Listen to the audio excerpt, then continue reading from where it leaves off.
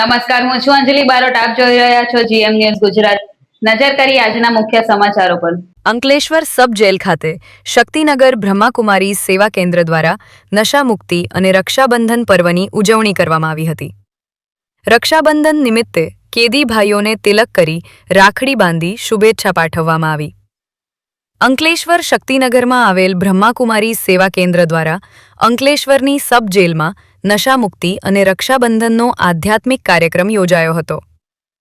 બ્રહ્માકુમારી નીમાદીદી અને jailer VM ચાવડાના માર્ગદર્શન હેઠળ યોજાયેલા કાર્યક્રમમાં 140થી વધુ કેદી ભાઈઓ તથા પોલીસ સ્ટાફે ભાગ લીધો હતો.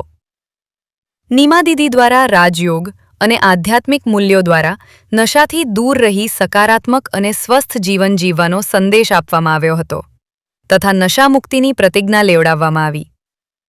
રક્ષાબંધન નિમિત્તે કેદી ભાઈઓને તિલક કરી રાખડી બાંધી શુભેચ્છા પાઠવવામાં આવી. જીએમ ન્યૂઝ ગુજરાત સાથે પિન્ટુ મોદી, અંકલેશ્વર.